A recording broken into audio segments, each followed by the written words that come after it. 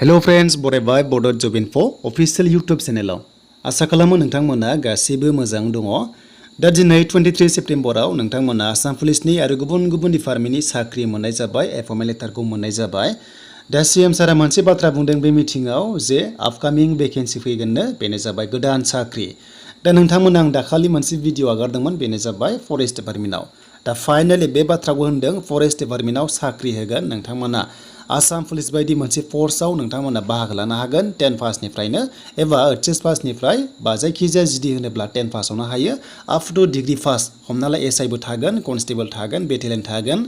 स' नोंथांमोना बेफोरबायदि पोस्टआव बाहागो लानो हासिगोन नाथाय डेटखौ दासिमबो फिक्स होआखै जे मोनसेल' बाथ्रा होनदों नोंथांमोना रानिं खालामबाय थानांगौ प्रेक्टिस खालामबाय थानांगौ आरो दाबावैनो नोंथांमोना बेनि नटिफिकेसन मोनगोन होननानै। दा बेखायनो लोगोफोर नोंथांमोना बयबो रेडि जादो आसाम फरेस्ट डिपार्टमेन्टआव साख्रि मावनो बेनो जाबाय आसाम फरेस्ट बेटेलियन थ' नोंथांमोना बेयाव बाहागो लानो हागोन अके। दा लोगोफोर जायखिजाया नोंथांमोना बे प्रटेक्शन फोर्सआव नोंथांमोना बाहागो लानो हागोन आसाम फरेस्ट महरै बा फरेस्ट गार्ड हिसाबै नोंथांमोनाहाय अनलाइन एप्लाइ खालामनो हानायनि अपसन मोनगोन दाबावैनो नाथाय डेटआ फिक्स जायाखै।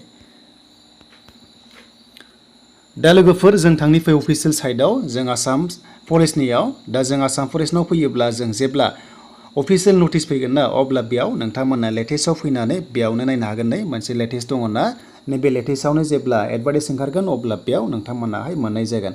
स' बेखायनो नेथ'दो अक्ट'बराव चान्सआ दङ नटिफिकेसन फैनो जायखिजाया 5000नि खाथियाव थानो हागौ नाथाय एफिडिसिएलावथ' 5000 थाखागोन एफिडिसिएलाव 5000 थागोन अब्ला 10000 होननाय लोगो लोगो फरेस्ट डिपार्टमेन्टआव 5000आ थानो हागौ।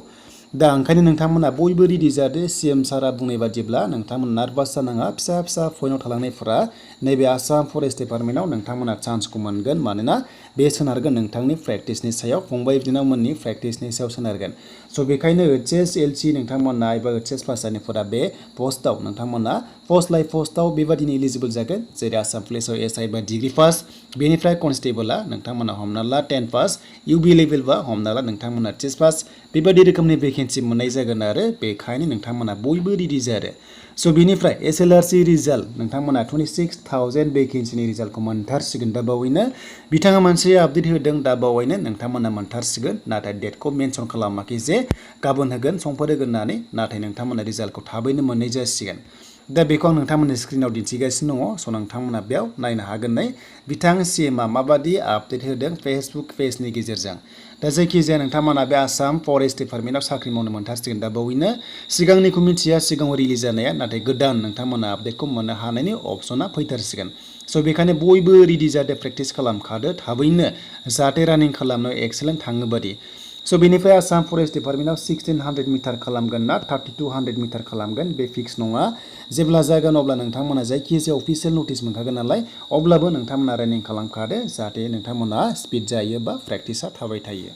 दा बेनोमोन आरो लोगोफोर आसाम पुलिसनि नोंथांमोना साख्रिखौ मोनबाय देन बेनिफ्राय जोंहा आसाम फरेस्ट बेटेलियन फोर्सआव नोंथांमोना दाबावैनो माबा मोनसे नटिफिकेसन मोनगोन जायखिजाया अक्ट'बराव चान्सआ दङ।